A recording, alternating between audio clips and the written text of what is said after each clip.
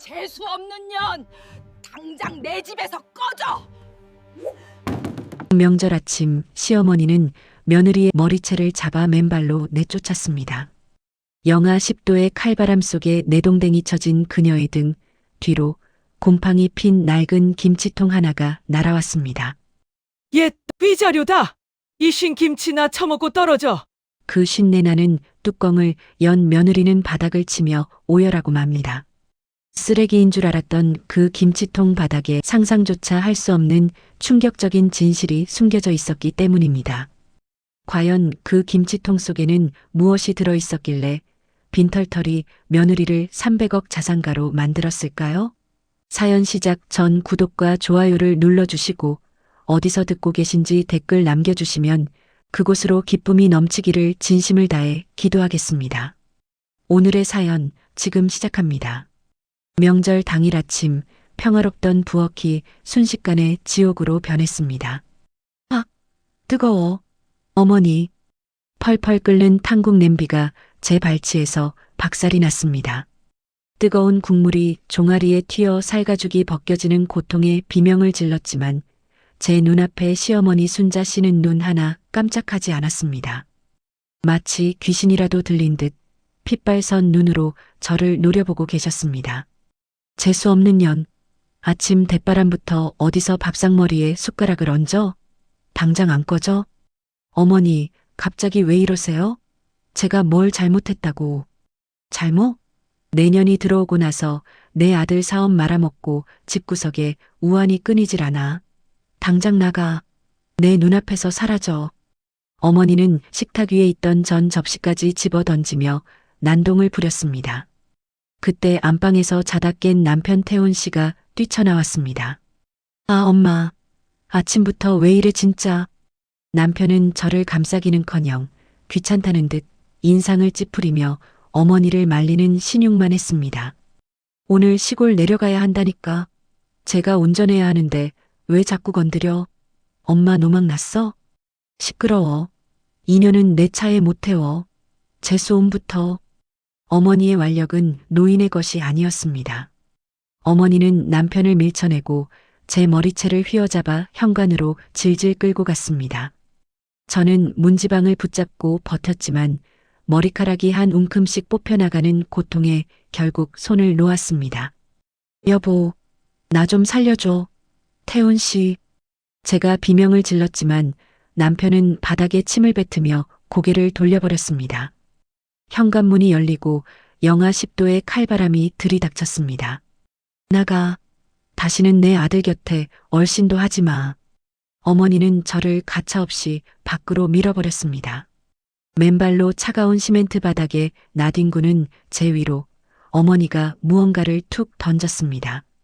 냉장고 구석에 처박혀 있던 곰팡이 핀 낡은 플라스틱 김치통이었습니다. 얘딱 위자료다.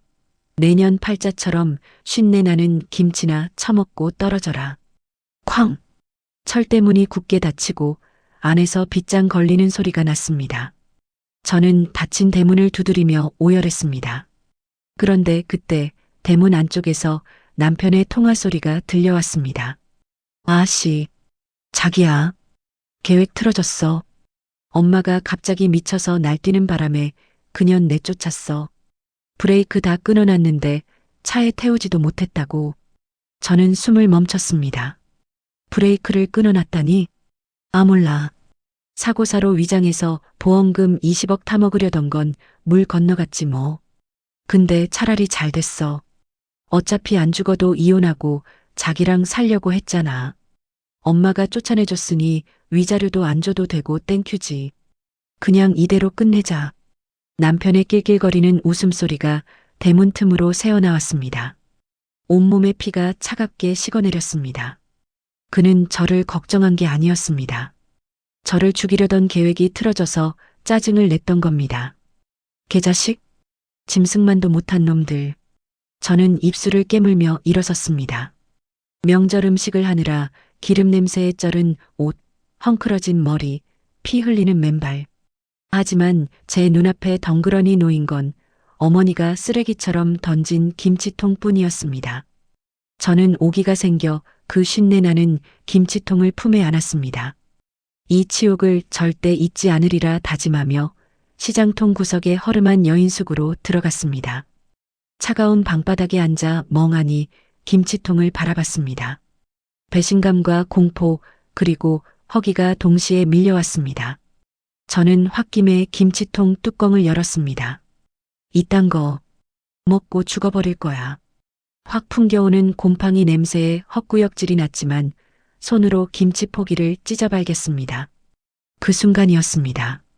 배추 포기 사이에서 무언가 딱딱하고 묵직한 이물질이 손끝에 닿았습니다. 이게 뭐지? 김치 국물이 스며들지 않게 검은 비닐로 10여 겹이나 꽁꽁 싸매진 덩어리였습니다. 홀린 듯 비닐을 벗겨내자 믿을 수 없는 것들이 쏟아져 나왔습니다. 흡! 저는 입을 틀어막았습니다. 5만원권 현금 다발 뭉치. 세어보니 정확히 5천만 원이었습니다. 그리고 그 밑에는 누렇게 바랜 땅 문서 한 장이 깔려 있었습니다. 최근 개발 호재로 들썩인다는 시가 20억이 넘는 알짜배기 땅이었습니다. 그리고 그 밑바닥에 물기에 번져 쭈글쭈글해진 편지 한 통이 있었습니다. 떨리는 손으로 편지를 펼쳤습니다. 미연아, 내 딸 미연아, 도망쳐라. 첫 문장을 읽자마자 심장이 멈추는 것 같았습니다. 태훈이 놈이 밖에서 나와온 년이랑 짜고 내 차 브레이크를 끊어놨다. 오늘 차를 타면 넌 죽는다. 내가 미친년 흉내를 내서라도 널 살려야 했다. 이 돈 가지고 멀리 도망가서 살아라. 편지 위로 뜨거운 눈물이 뚝뚝 떨어졌습니다. 아침 밥상머리에서 악기처럼 날뛰던 어머니의 눈빛, 현관 밖으로 저를 밀치며 던지던 그 모진 말들. 그것은 저주가 아니라 며느리를 살리기 위한 어미의 처절한 연극이었던 것입니다. 이 땅 문서는 내 마지막 목숨줄이다. 태훈이 놈은 내가 이거 다 팔아먹은 줄 안다. 이거면 너 혼자라도 먹고 살 수 있을 게다. 절대 돌아오지 마라. 부디 잘 살아라, 내 아가. 어머니 흑흑. 저는 김치통을 부여잡고 짐승처럼 울부짖었습니다. 여인숙 방바닥을 치며 통곡했습니다. 어머니는 당신의 목숨줄을 끊어 저에게 생명줄로 던져주신 것입니다.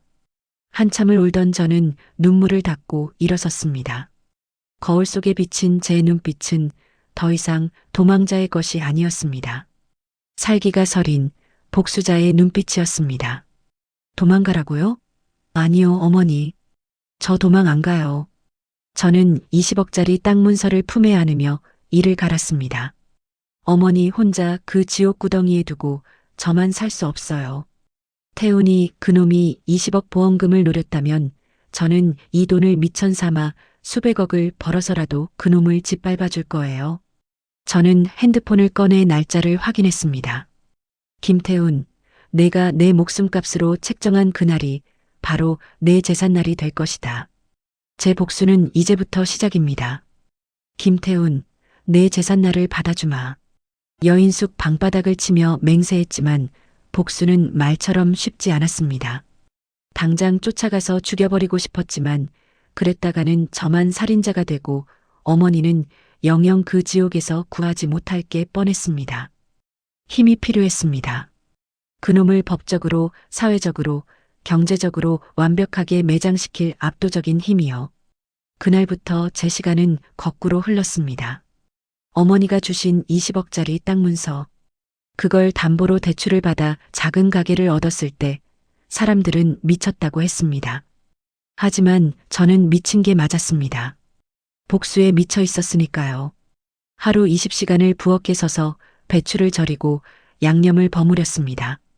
손톱이 빠지고 지문이 닳아 없어질 정도였지만 어머니가 김치통에 담아준 그 손맛을 재현하기 전까진 가게 문을 열지 않았습니다. 그렇게 1년, 2년. 제 가게 앞엔 새벽부터 줄을 서는 진풍경이 벌어졌고 순잔의 밥상이라는 간판은 전국 곳곳에 걸리기 시작했습니다. 그리고 5년이 흐른 오늘. 김 대표님, 이번 프랜차이즈 100호점 돌파 축하드립니다. 요식업계의 신화가 되신 비결이 뭡니까? 화려한 조명이 터지는 호텔 연회장. 저는 기자의 질문에 샴페인 잔을 들어 올리며 우아하게 미소 지었습니다. 비결이라 쉰내입니다. 곰팡이가 필 정도로 푹 사갔지만 그 안에 담긴 깊은 한같은 맛이죠.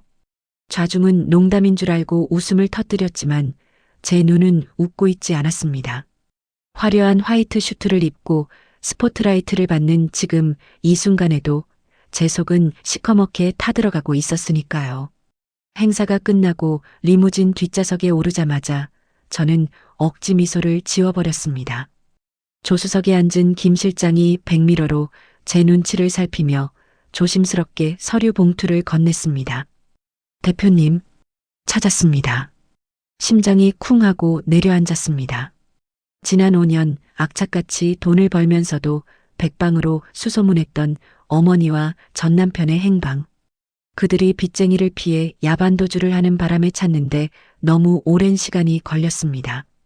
현재 서울 변두리 재개발 예정 지역의 낡은 빌라 2층에 거주 중입니다. 떨리는 손으로 봉투를 열었습니다. 가장 먼저 눈에 들어온 건 전 남편 김태훈의 사진이었습니다. 5년 전 말끔하던 모습은 온데간데 없고 술과 도박에 찌들어 퉁퉁 부은 얼굴. 어머니가 준 그 막대한 재산을 5년 만에 다 탕진하고 빈털터리가 된 게 분명했습니다. 꼴 좋네. 근데 우리 어머니는? 김 실장이 침을 꿀꺽 삼키며 대답을 망설였습니다. 그게 마음의 준비를 하셔야 할 것 같습니다. 다음 사진을 넘기는 순간 저는 차 안이 떠나가라 비명을 질렀습니다.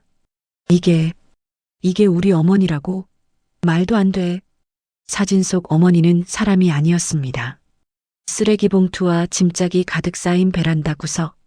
그곳에 계집보다 못한 얇은 이불을 덮고 쪼그려 앉아 있는 노파.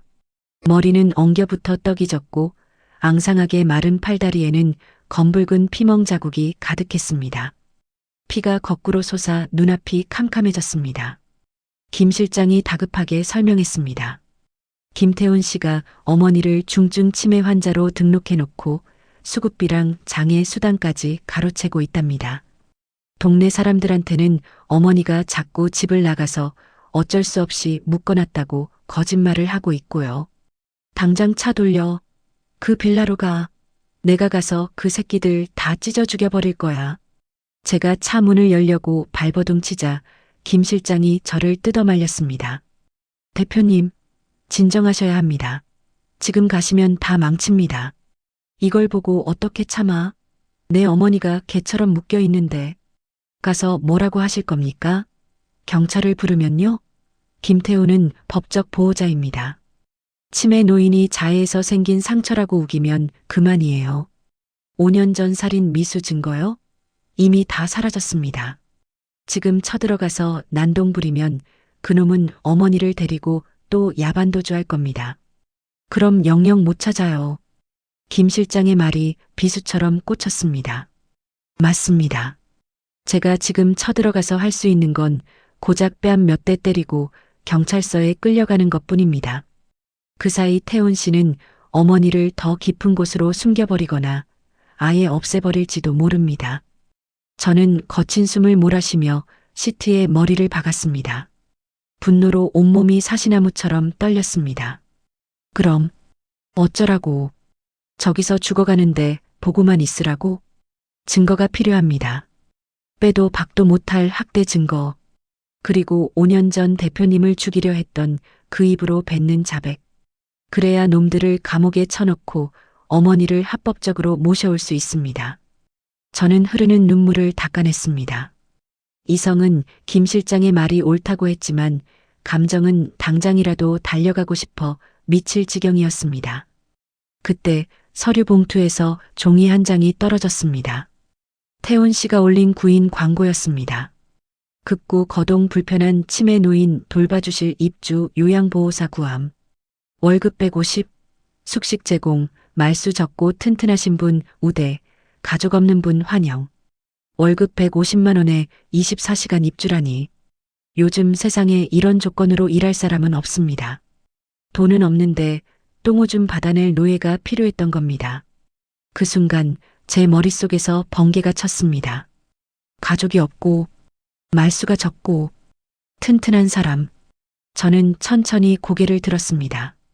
눈물 범벅이 된 얼굴 위로 서늘한 살기가 스쳤습니다. 김 실장. 네, 대표님. 지금 당장 남대문 시장으로 가. 가서 제일 촌스러운 몸빼 바지랑 뽀글이 파마 가발 사와. 네. 그건 갑자기 왜? 내가 직접 들어갈 거야.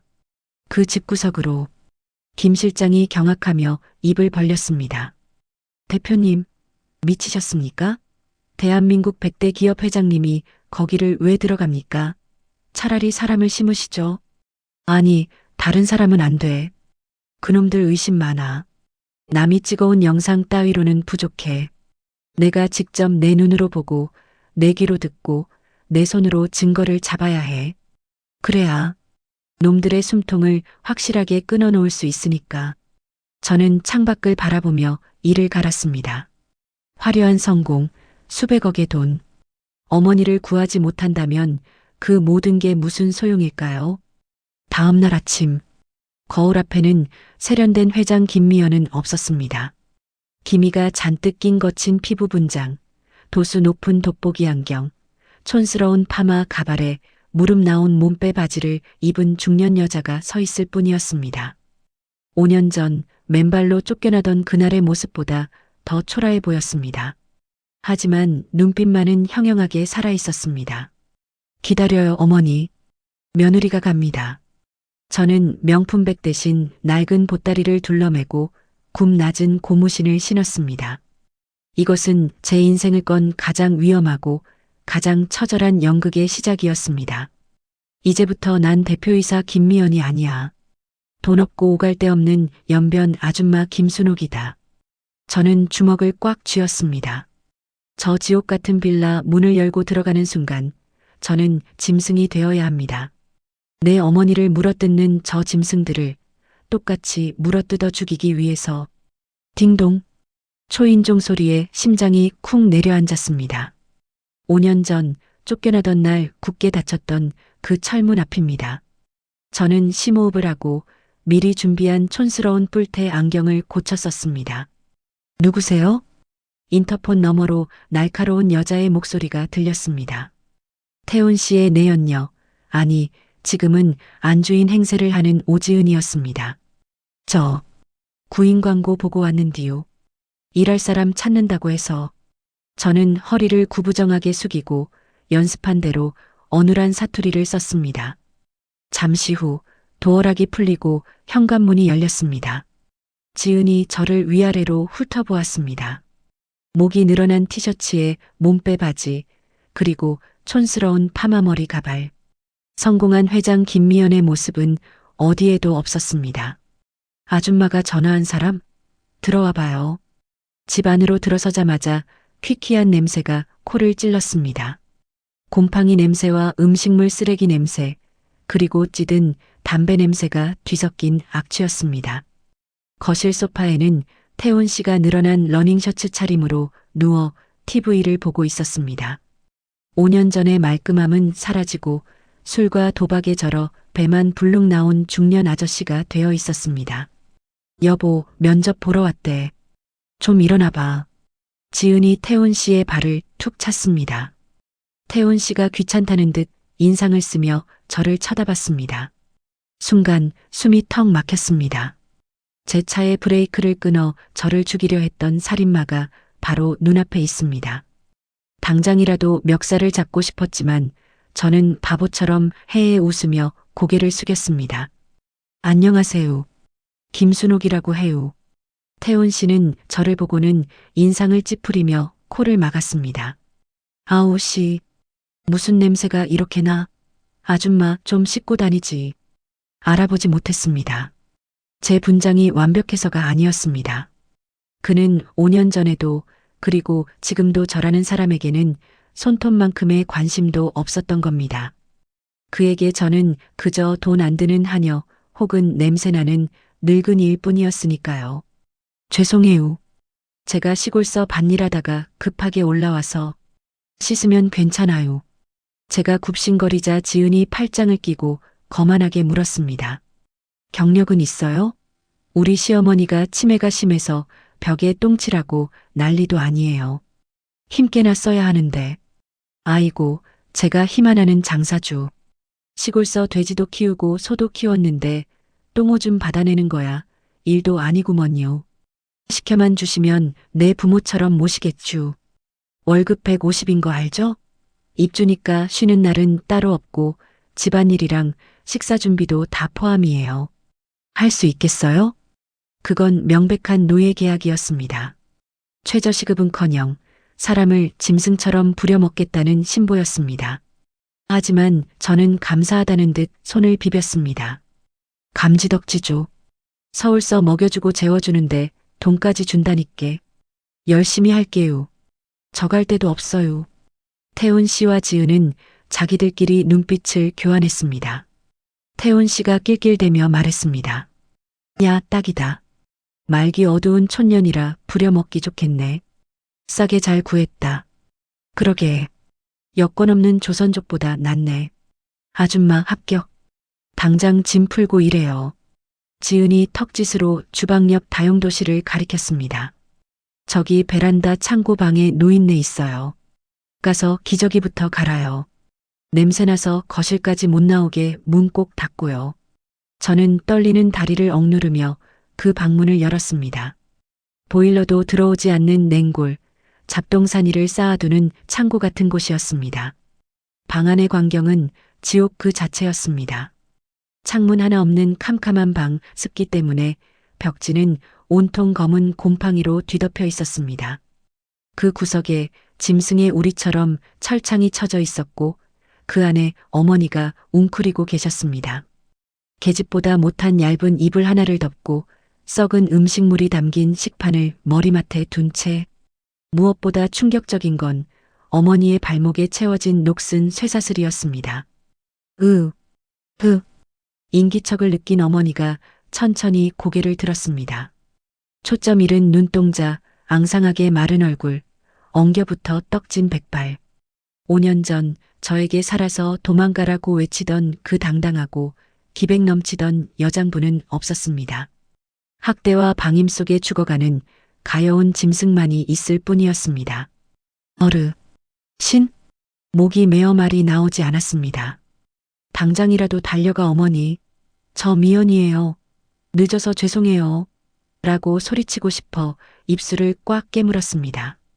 입안에서 비릿한 피 맛이 느껴졌습니다. 그때 거실에서 태훈 씨의 고함 소리가 들려왔습니다. 아줌마, 문 닫고 해. 냄새 나온다고. 아, 재수없어 진짜. 저 노인네 즐기기도 하네. 밥도 안 주는데 왜 안 죽냐? 여보, 참아. 그래도 저 노인네 살아있어야 수급비라도 나오지. 죽으면 그 돈도 끊기잖아. 그리고 숨겨둔 금괴 찾을 때까진 살려둬야 해.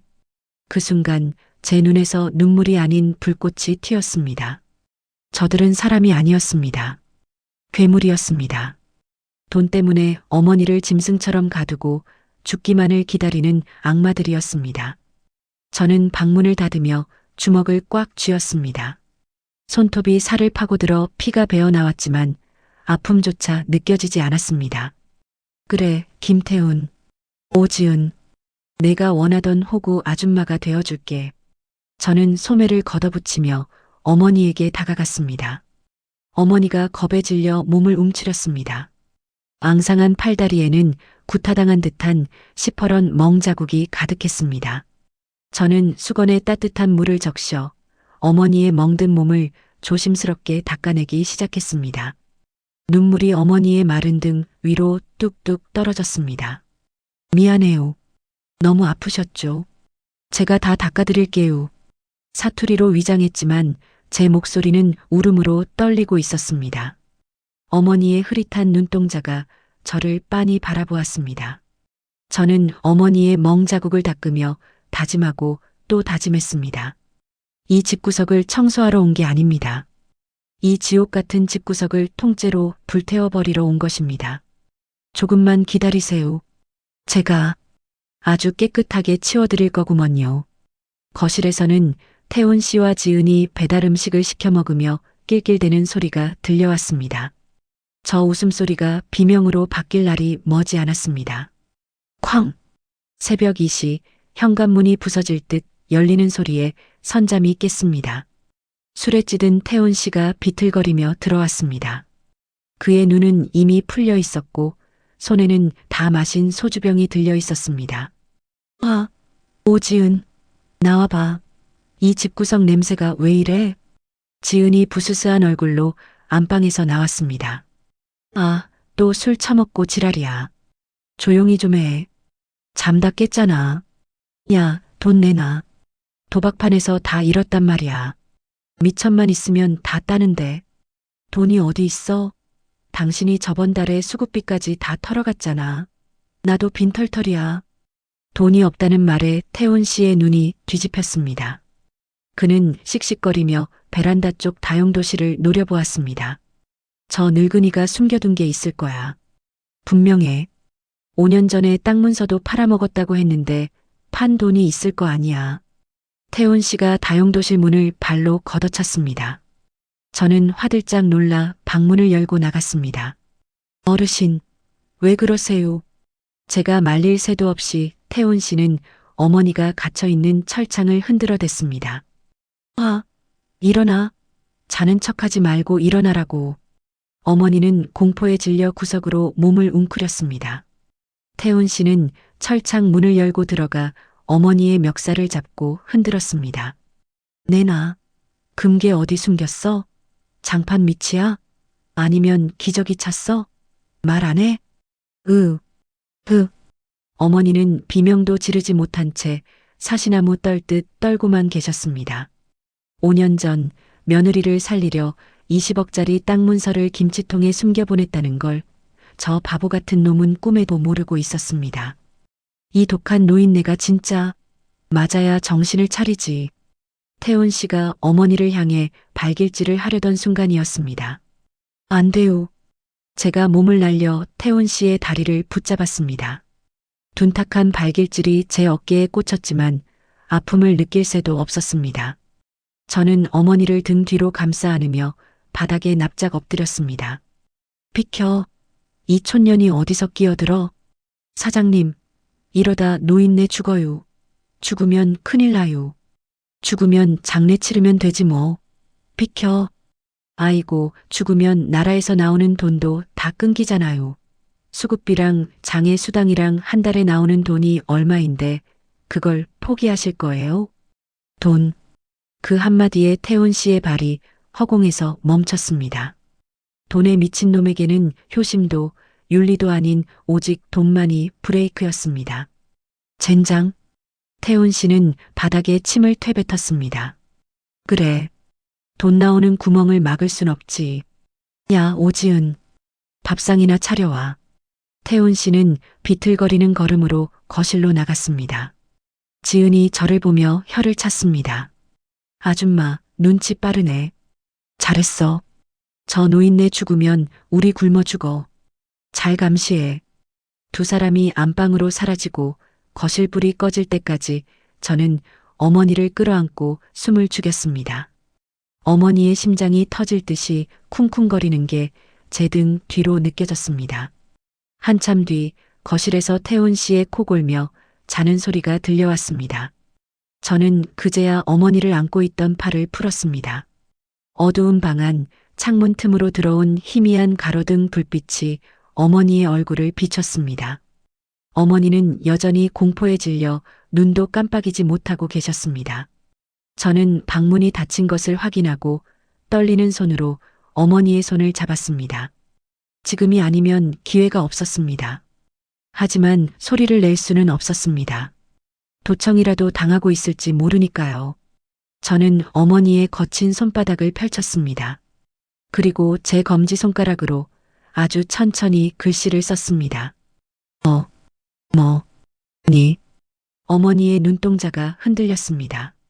저는 어머니의 눈을 똑바로 바라보며 다시 한 글자씩 꾹꾹 눌러 썼습니다.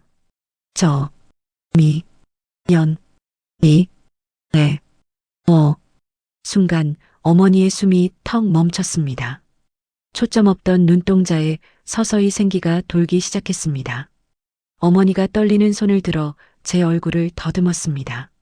기미 분장으로 얼룩진 뺨, 촌스러운 안경 너머의 눈을 확인하시려는 듯 저는 어머니의 손을 제 뺨에 가져다 대고 고개를 끄덕였습니다. 눈물이 핑 돌았습니다. 어머니의 입이 벌어지며 소리 없는 비명이 터져나왔습니다.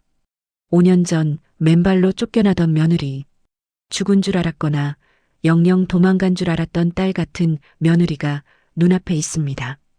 어머니는 믿기지 않는다는 듯 제 손을 으스러져라 꽉 쥐었습니다. 그리고 제 손바닥에 다급하게 글씨를 쓰셨습니다. 또, 망, 가, 가슴이 미어지는 것 같았습니다. 이 지옥 속에서도 어머니는 오직 제 안위만을 걱정하고 계셨습니다. 저는 고개를 세차게 저었습니다. 그리고 다시 어머니의 손바닥에 썼습니다. 갓, 이, 갈, 거, 예, 다, 축, 이, 고. 마지막 글자를 쓰는 순간 어머니의 눈에서 굵은 눈물방울이 하염없이 쏟아졌습니다. 우리는 소리내어 울 수도 없어 서로의 입을 틀어막고 꺼이꺼이 흐느꼈습니다. 어머니의 마른 가슴이 제 가슴에 닿아 파도처럼 출렁였습니다. 한참을 그렇게 서로를 안고 있었습니다. 어머니가 진정되신 듯 제 손을 다시 잡았습니다. 그리고 베개 밑 깊숙한 곳을 가리키며 무언가를 꺼내려 하셨습니다. 꼬깃꼬깃 구겨진 휴지 뭉치였습니다. 어머니가 건네준 휴지를 펼치자 그 안에 알약 몇 개가 들어 있었습니다. 지은이 밥에 섞어 먹이던 정체불명의 약이었습니다. 어머니는 드시는 척 입안에 숨겼다가 몰래 뱉어 모아두셨던 겁니다. 독, 약. 어머니가 입모양으로 말했습니다. 치매인 척하면서도 살기 위해 그리고 언젠가 돌아올지 모를 저를 위해 증거를 모으고 계셨던 겁니다. 저는 그 알약들을 제 주머니에 챙겨 넣으며 주먹을 꽉 쥐었습니다. 이것은 단순한 학대가 아니었습니다. 살인 미수였습니다.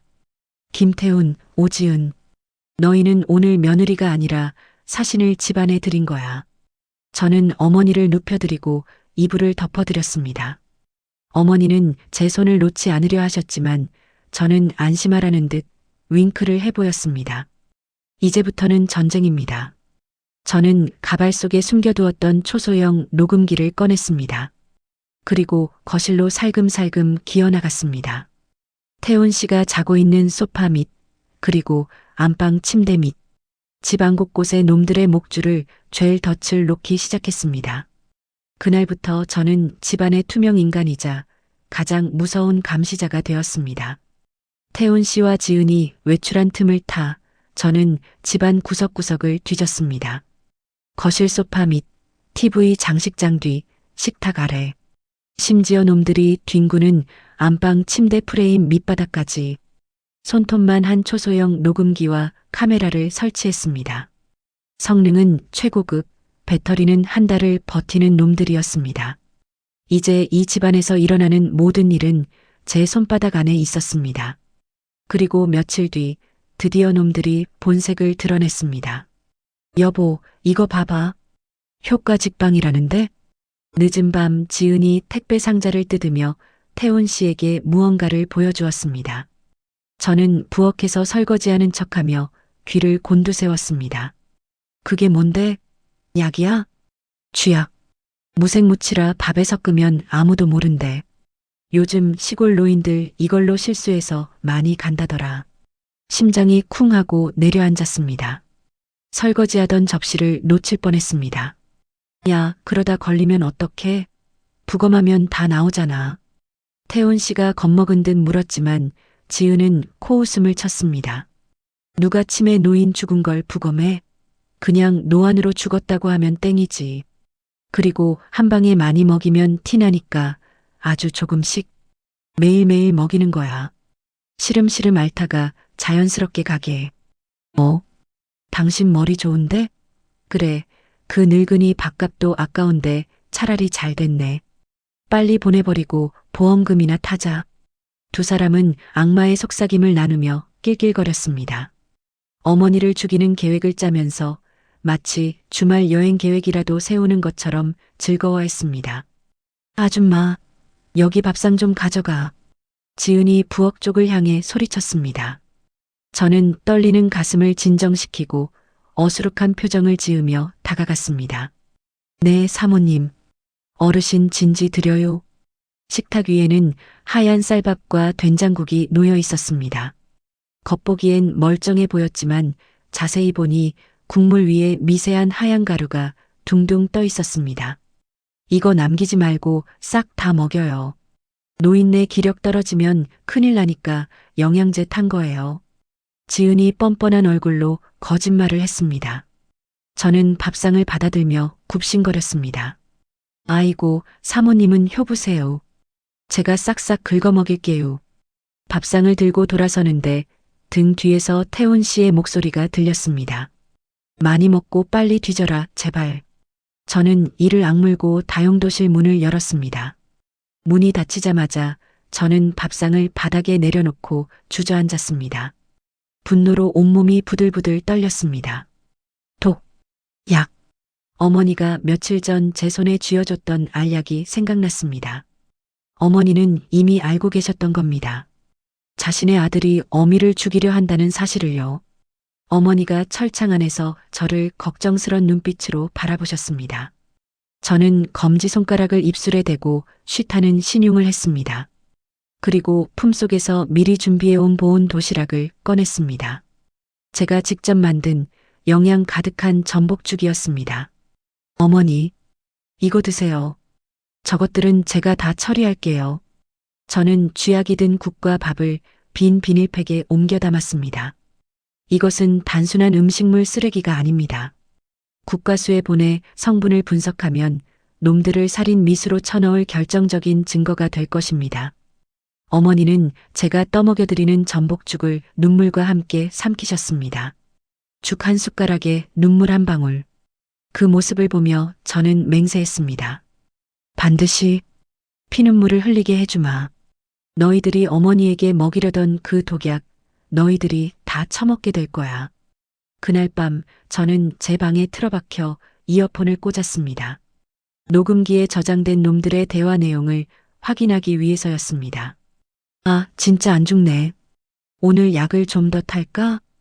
야, 그러다 티 난다니까. 천천히 말려 죽여야지. 근데 엄마가 땅 판 돈 20억은 대체 어디 둔 거야? 집구석을 다 뒤져도 안 나오네. 그 김치통 기억나? 5년 전 명절 때 며느리년한테 던진 거.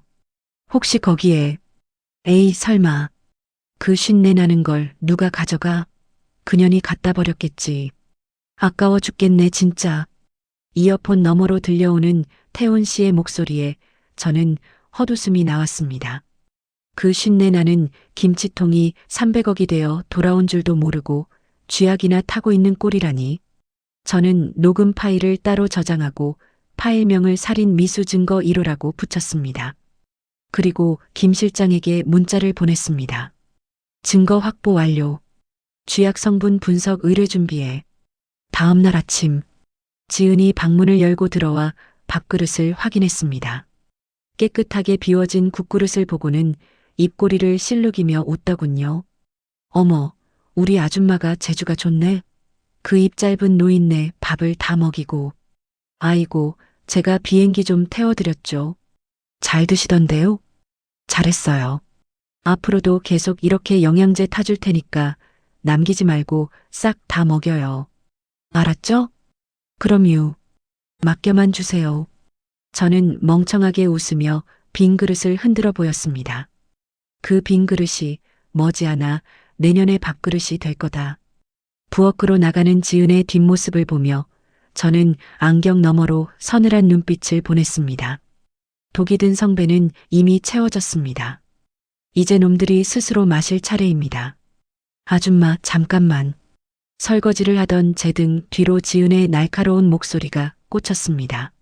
심장이 덜컥 내려앉았지만 저는 태연하게 고무장갑 낀 손을 행주에 닦으며 뒤를 돌았습니다. 네, 사모님. 뭐 시키실 거라도 있으세요? 지은이 팔짱을 낀 채 가늘게 뜬 눈으로 저를 위아래로 훑어보았습니다.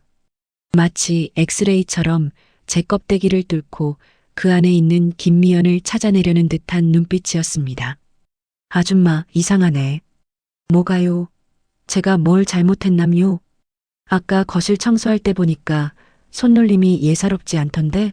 시골에서 반일만 했다면서 컴퓨터 타자는 또 왜 이렇게 빨라? 아차 싶었습니다. 아까 태훈 씨가 인터넷이 안 된다며 짜증을 낼 때 저도 모르게 본능적으로 공유기를 만지고 키보드를 두드려 고쳐줬던 게 화근이었습니다. 순잔의 밥상 대표로서 수천 명의 직원을 관리하던 습관이 무의식 중에 튀어나온 겁니다. 아, 그게 우리 이장님 댁에서 컴퓨터를 좀 배웠구먼요. 고스톱 칠라고. 저는 일부러 바보 같은 웃음을 흘리며 둘러댔습니다. 하지만 지은의 의심은 쉽게 거두어지지 않았습니다. 그래요? 근데 냄새도 좀 바뀐 것 같고, 처음 왔을 때 그 퀴퀴한 냄새는 어디 가고 은근히 고급 화장품 냄새가 나네. 등줄기에 식은땀이 흘렀습니다. 김희 분장은 완벽했지만 제 몸에 배어있는 습관과 분위기까지는 완벽하게 지우지 못했던 걸까요? 여보, 빨리 안 나와? 늦었어. 그때 현관에서 태훈 씨가 소리쳤습니다. 지은은 저를 찜찜한 눈으로 한 번 더 쏘아보고는 핸드백을 챙겨 나갔습니다. 갔다 올 테니까 딴짓하지 말고 노인네나 잘 봐요. 그리고 내 방엔 절대 들어가지 마요. 알았죠? 그럼요. 다녀오세요. 도어락이 잠기는 소리가 들리자마자 저는 표정을 싹 바꾸고 안방으로 달려갔습니다. 지은이 절대 들어가지 말라고 했던 그 방. 그곳에 놈들의 약점이 숨겨져 있을 게 분명했습니다. 시간이 없어. 놈들이 돌아오기 전에 찾아야 해. 저는 서랍과 장롱을 미친 듯이 뒤졌습니다. 하지만 별다른 건 나오지 않았습니다. 초조함에 입술을 깨물며 방을 둘러보던 제 눈에 침대 매트리스 밑에 살짝 튀어나온 종이 쪼가리가 보였습니다. 매트리스를 힘껏 들어 올리자 그 아래에 낡은 서류 가방 하나가 숨겨져 있었습니다. 비밀번호가 걸려 있었지만 태훈 씨의 단순한 머리를 알기에 영이나 생일 등을 조합해 금방 풀 수 있었습니다. 찾았다. 가방 안에는 태훈 씨가 운영하는 유령 회사의 이중 장부와 횡령 기록이 담긴 USB 그리고 차명 계좌 통장들이 수북했습니다. 이것만 있으면 태훈 씨를 경제사범으로 감옥에 쳐넣고 빈털터리로 만들 수 있었습니다. 저는 떨리는 손으로 장부 내용을 핸드폰 카메라로 찍기 시작했습니다. 한 장, 두 장. 셔터 소리가 정적을 갈랐습니다. 띠리릭. 그때였습니다. 현관 도어락이 열리는 소리가 들렸습니다. 아, 맞다. 차키를 안방에 두고 왔네. 지은의 목소리였습니다. 피가 얼어붙는 것 같았습니다. 도망칠 곳은 없었습니다. 안방 문은 열려 있었고 저는 장부를 펼쳐놓은 채 바닥에 앉아 있었습니다. 지은의 하이힐 소리가 거실을 지나 안방 쪽으로 다가오고 있었습니다. 끝이다. 여기서 들키면 모든 게 끝이야. 저는 눈을 질끈 감았습니다. 그때였습니다. 으악. 다용도실 쪽에서 괴성이 들려왔습니다. 어머니의 목소리였습니다. 아, 이 미친 노인네가 이거 안 나. 지은의 비명소리가 이어졌습니다. 저는 재빨리 장부를 가방에 쳐넣고 매트리스 밑으로 밀어넣은 뒤 방문을 박차고 나갔습니다. 거실에는 믿을 수 없는 광경이 펼쳐져 있었습니다. 철창 문을 어떻게 열었는지 어머니가 기어나와 지은의 발목을 물어뜯고 있었습니다. 앙상한 손으로는 지은의 머리채를 휘어잡은 채 짐승처럼 울부짖고 계셨습니다. 아, 아파. 이거 놓으라고. 여보, 빨리 와봐. 노인네가 미쳤어. 밖에서 태훈 씨가 뛰어들어와 어머니를 발로 걷어찼습니다. 이 늙은이가 진짜 죽고 싶어 환장했나? 퍽! 태훈 씨의 구둣발이 어머니의 옆구리를 강타했습니다. 어머니는 비명도 지르지 않고 바닥에 나뒹굴었습니다. 하지만 그 눈만은 안방 문 앞에 서 있는 저를 향해 있었습니다. 어서 숨겨라. 어서 어머니는 알고 계셨습니다. 제가 위기에 처했다는 것을 본능적으로 느끼고 당신의 몸을 던져 시선을 끈 것입니다. 어머니의 입가에 붉은 피가 흘러내렸습니다. 제 가슴이 갈기갈기 찢겨나가는 것 같았습니다. 당장이라도 달려가 태훈 씨의 목을 물어뜯고 싶었지만 저는 주먹을 꽉 쥐고 연기를 해야 했습니다. 아이고, 어르신, 왜 이러세요? 저는 달려가 태훈 씨를 말리는 척하며 어머니를 감싸 안았습니다. 비켜. 아오, 저걸 그냥 확. 사장님, 진정하세요. 이러다 진짜 돌아가셔요. 사모님 발목부터 봐요. 피나잖아요. 지은은 발목에 난 선명한 이빨 자국을 보며 치를 떨었습니다. 아, 재수 없어. 진짜 독한 노인네야. 약을 그렇게 먹었는데도 힘이 남아도나 봐. 그러게 쥐약을 더 타라고 했잖아. 아줌마 뭐해? 빨리 저 노인네 다시 쳐넣어. 태훈 씨와 지은은 씩씩거리며 밖으로 나갔습니다. 현관문이 닫히자마자 저는 어머니를 안고 방으로 들어왔습니다. 어머니, 흑, 어머니.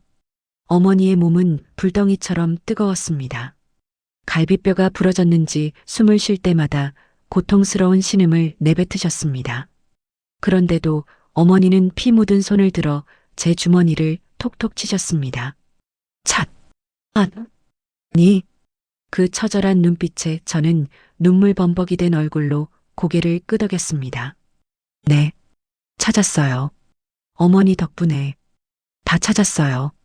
저는 제 폰에 담긴 횡령 장부 사진과 주머니 속의 녹음기를 보여드렸습니다.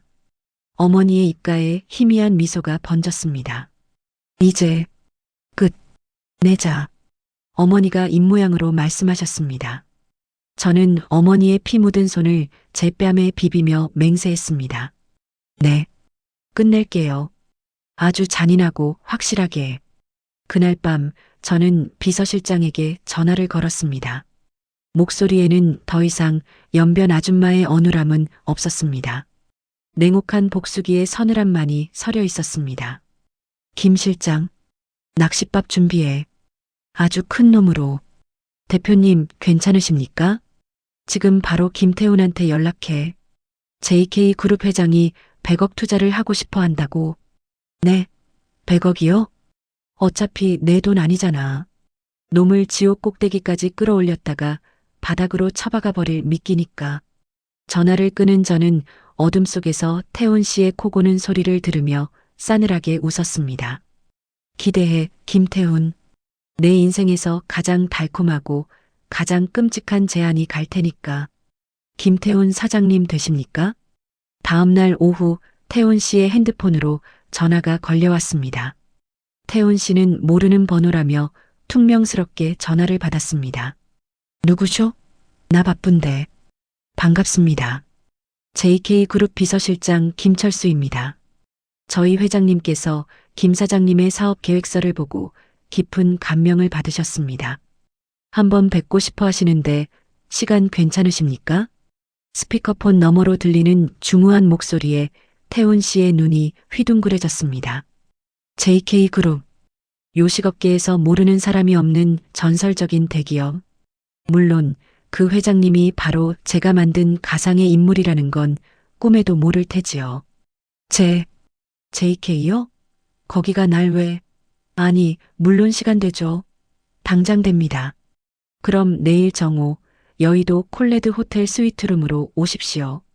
회장님 대리인으로 제가 먼저 미팅을 진행하겠습니다. 전화를 끊은 태훈 씨는 미친 사람처럼 거실을 뛰어다녔습니다. 아, 오지은, 대박 났어. JK그룹에서 나한테 투자를 하겠대. 뭐, 진짜? 그 큰 회사에서 당신한테 왜? 아, 내 사업 아이템이 먹힌다니까. 역시 큰 물에서 노는 사람들은 사람 볼 줄 안다니까. 태훈 씨는 5년 전 망해먹은 프랜차이즈 기획서를 보물단지처럼 챙겨들고 춤을 췄습니다. 부엌에서 팔을 다듬던 저는 칼을 쥔 손에 힘을 주며 비릿하게 웃었습니다. 그 기획서, 제가 5년 전에 쓰레기통에 버리라고 했던 바로 그 폐기물이었습니다.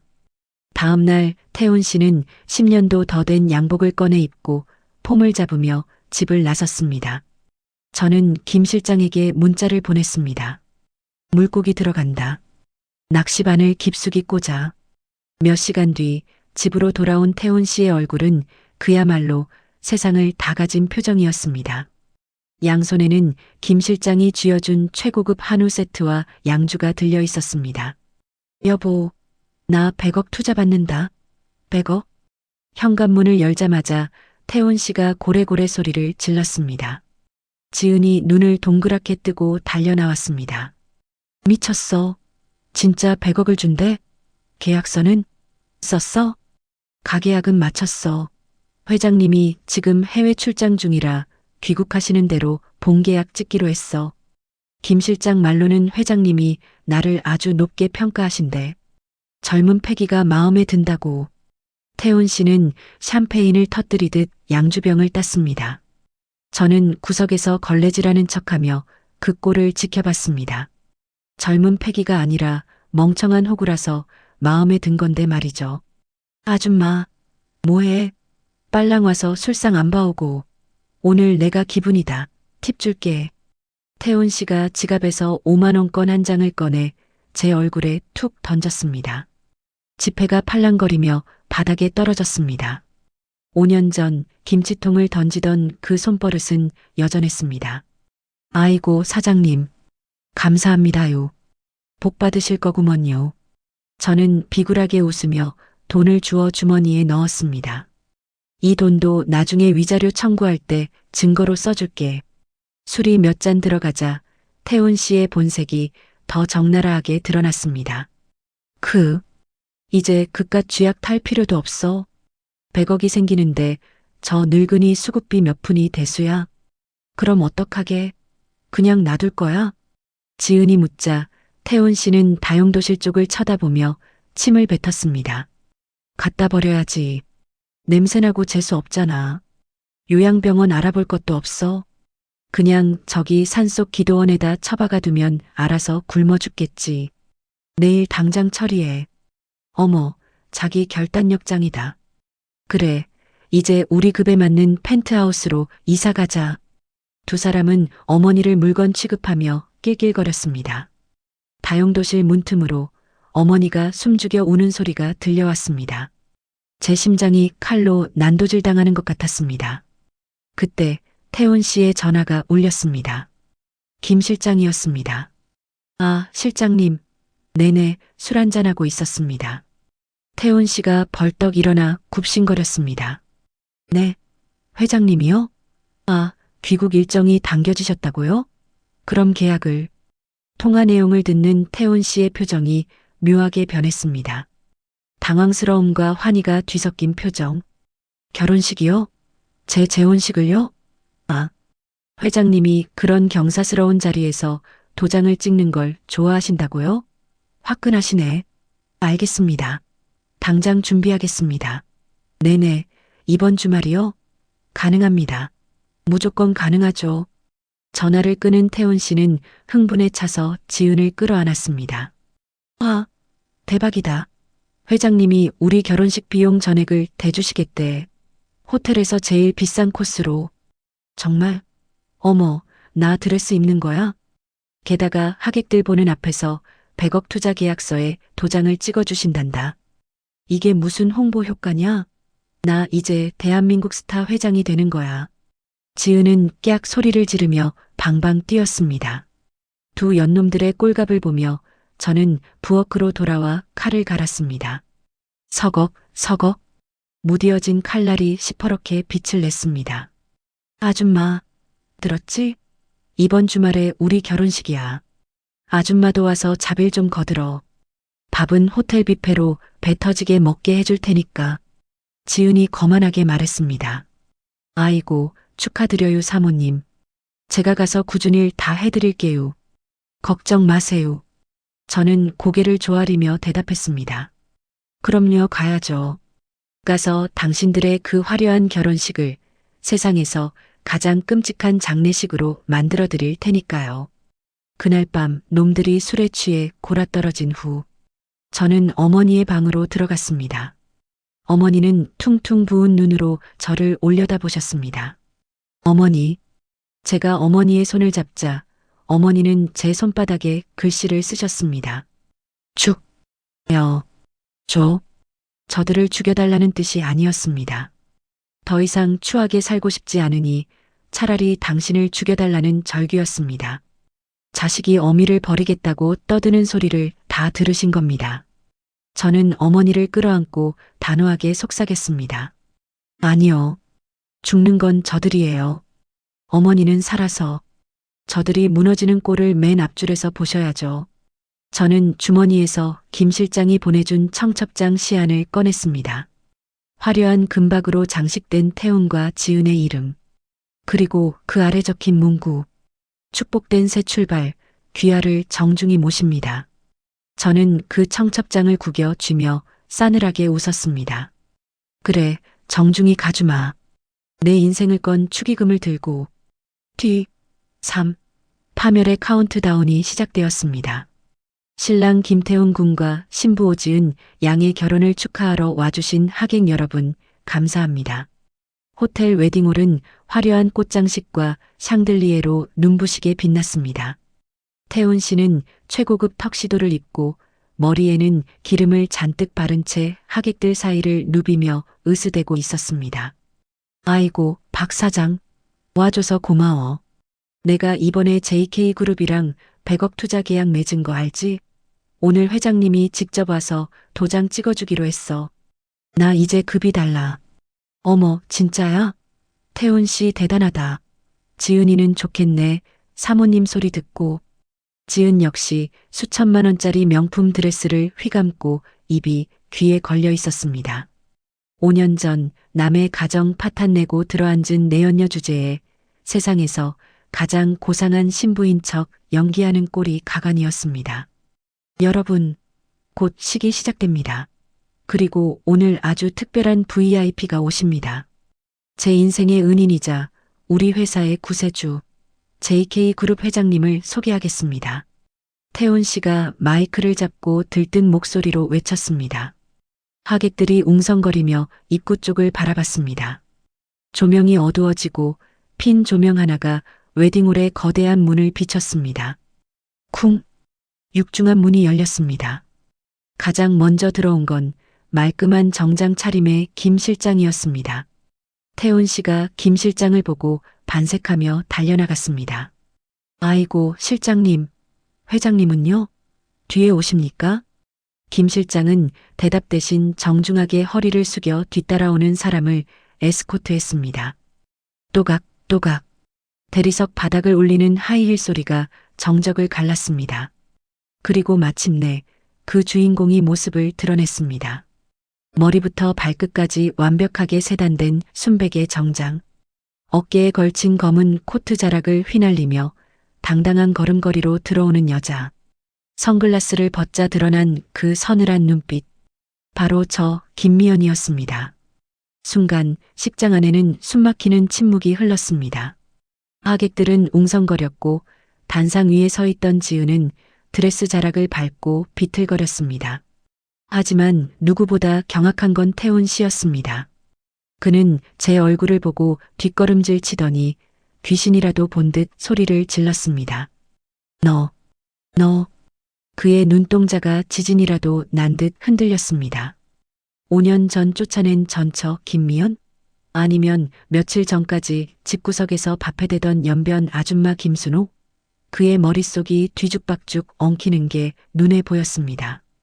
김태훈 사장, 오랜만이네. 제가 싸늘하게 웃으며 인사를 건네자 태훈 씨가 멱살을 잡을 듯 달려들었습니다. 내가 왜 여기 있어? 미쳤어? 여기가 어디라고 기어와. 그는 저를 전처로 인식한 듯 했습니다. 하긴 촌스러운 가발을 쓴 요양보호사가 이렇게 변신했을 거라곤 상상도 못했겠죠. 경비 어디 있어? 이 여자 당장 끌어내. 남의 결혼식 망치러 온 미친년이야. 태훈 씨가 악을 쓰며 경호원들을 불렀습니다. 하객들이 수군거리기 시작했습니다. 전처 아냐? 세상에 쫓겨났다더니 앙심 품고 왔나 봐. 어머, 무서워라. 경비 안 부르고 뭐해? 태훈 씨는 기세등등해서 삿대질을 해댔습니다. 아, 너 내가 우습지? 나 이제 100억 투자받는 회장이야. 너 같은 거 지워버리는 건 일도 아니라고. 좋은 말 할 때 꺼져. 쉰내 나니까. 쉰내. 저는 피식 웃음을 터뜨렸습니다. 그리고 김 실장에게 손짓했습니다. 김 실장이 품에서 계약서 파일을 꺼내 태훈 씨의 면전에 들이밀었습니다. 태훈 씨가 침을 튀기며 소리쳤습니다. 이게 뭐야?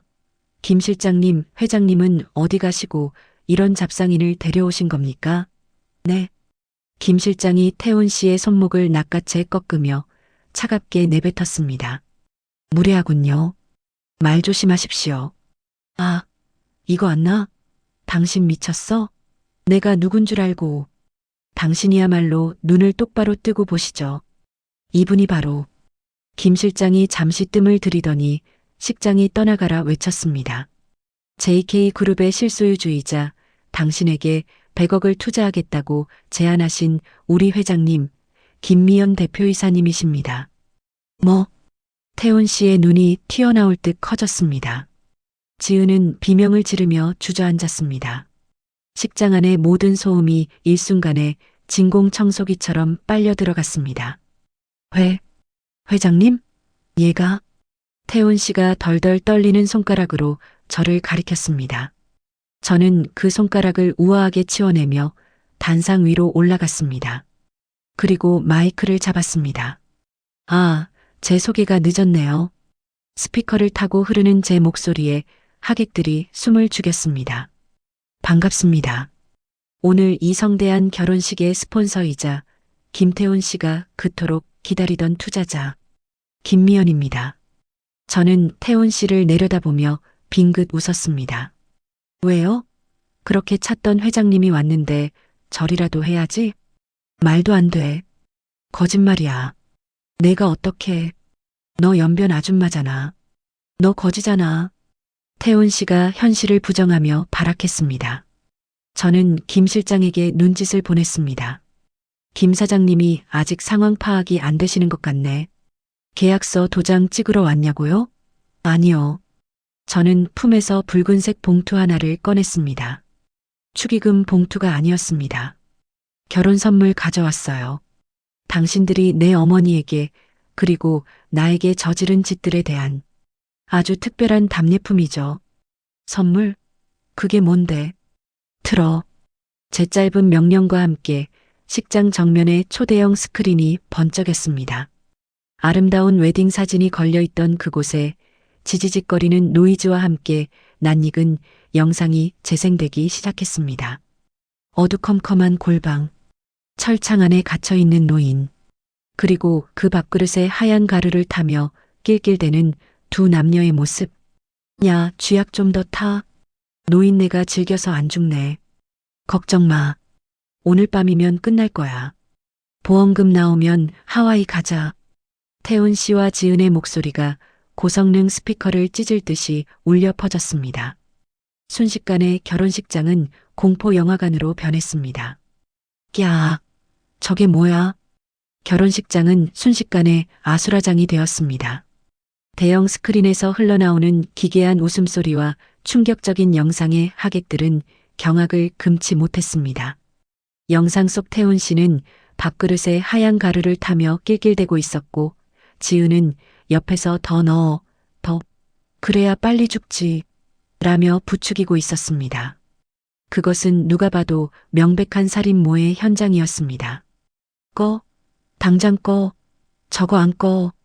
태훈 씨가 핏대를 세우며 방송실을 향해 소리쳤지만 김 실장이 이미 손을 써둔 뒤라 화면은 꺼지지 않았습니다. 오히려 볼륨이 더 커지며 태훈 씨의 패륜적인 목소리가 식장 구석구석을 파고들었습니다. 아, 진짜 즐기네. 오늘 밤엔 베개로 눌러버릴까?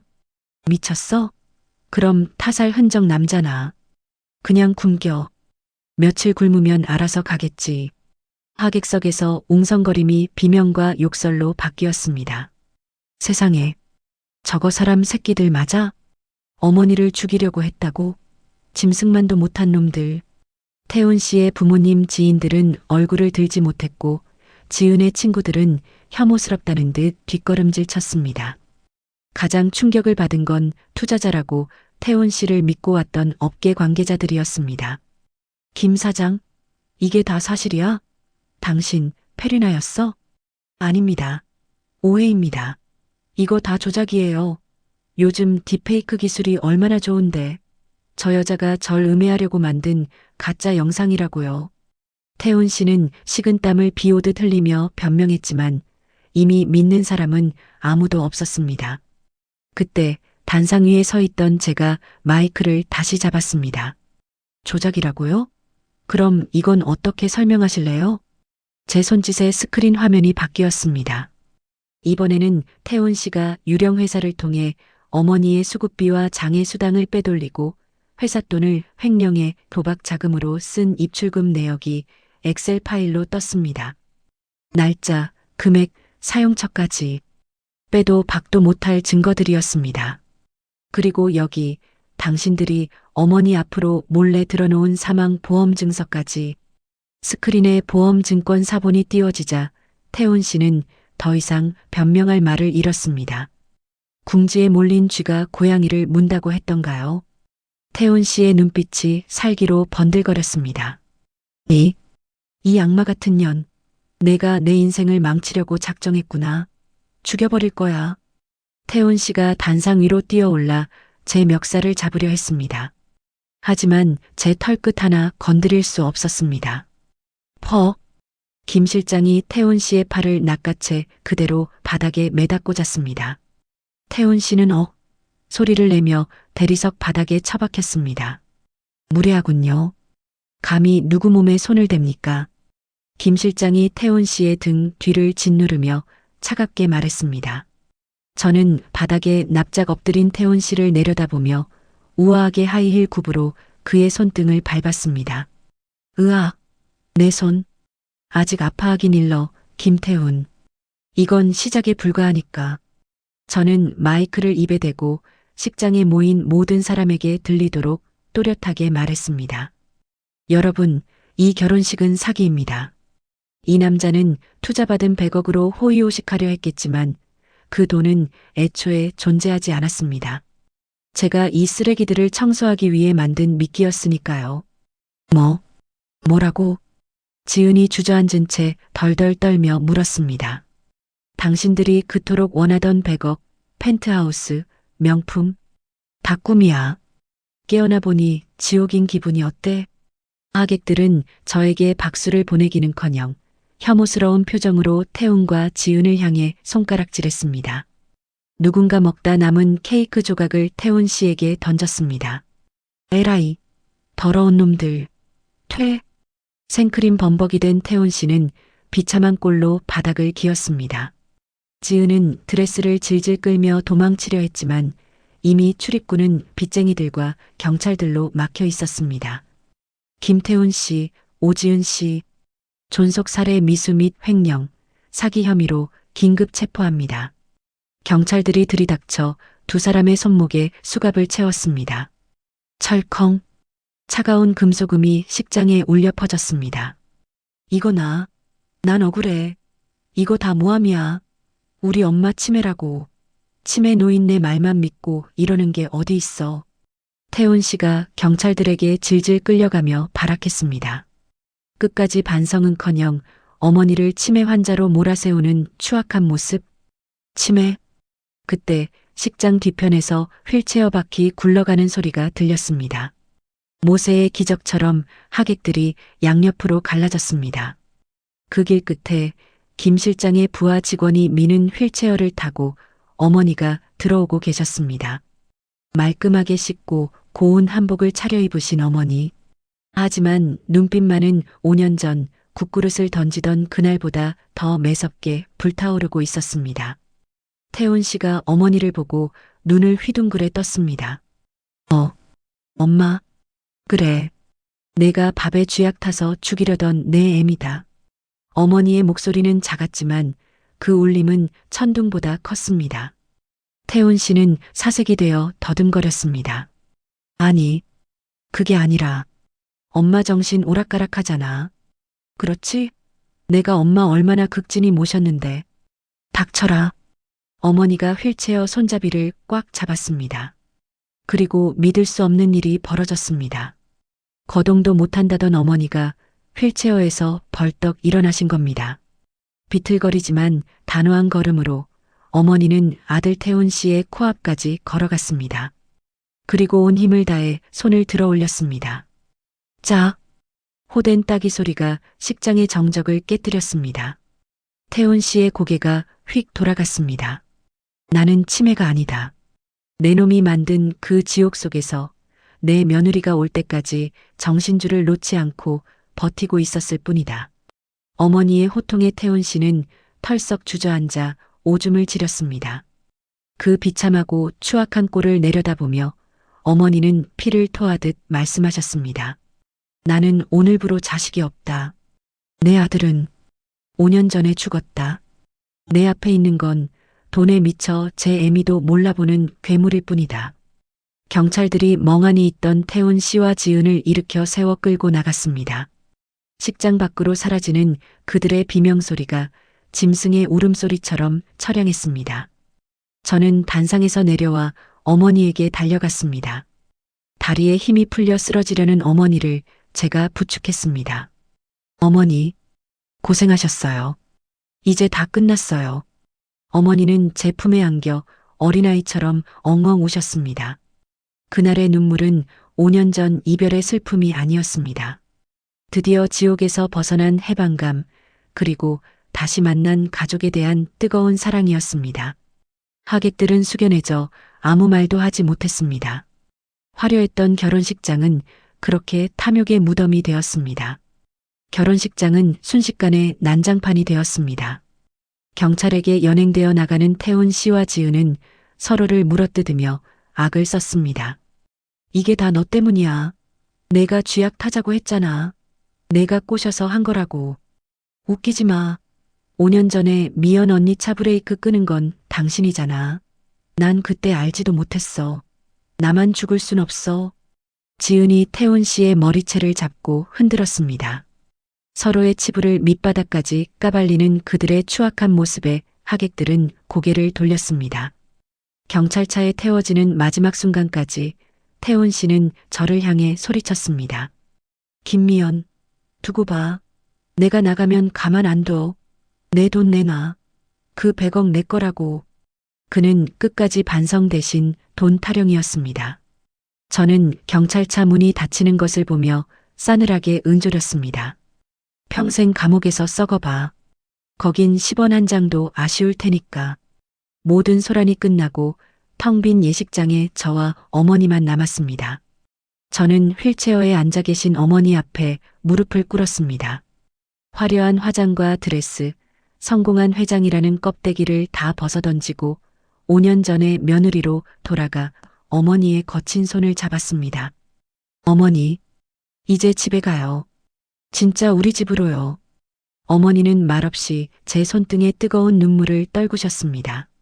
그날 밤 어머니는 대학병원 VIP 병실에 입원하셨습니다. 검사 결과는 참혹했습니다.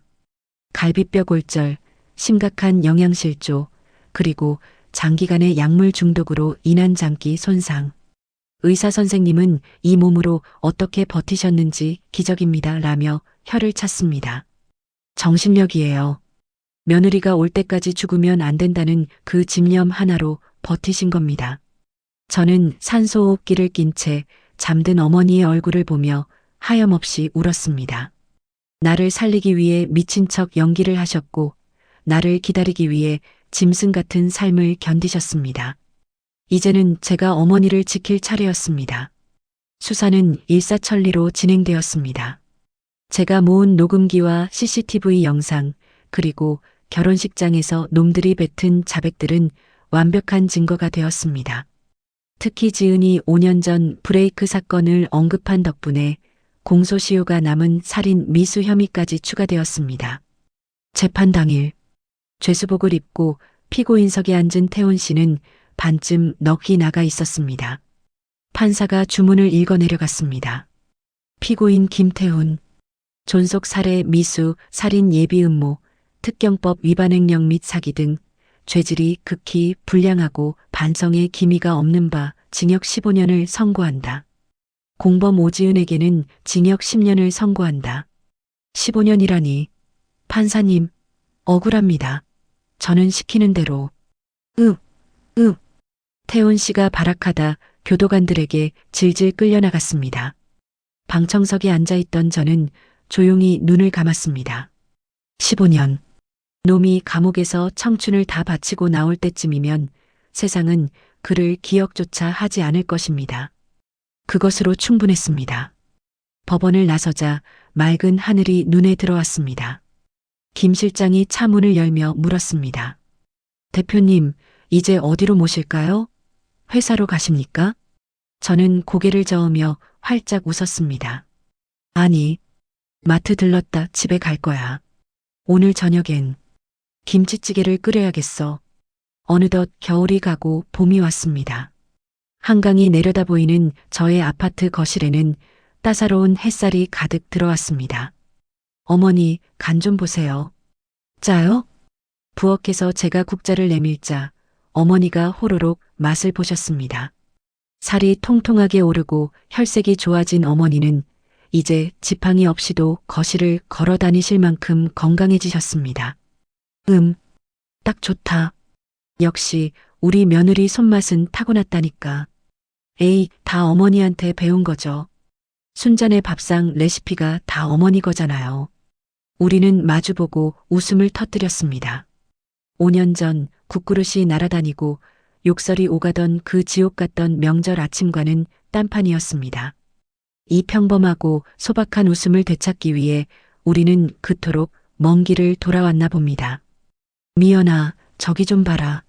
어머니가 베란다 쪽을 가리키셨습니다.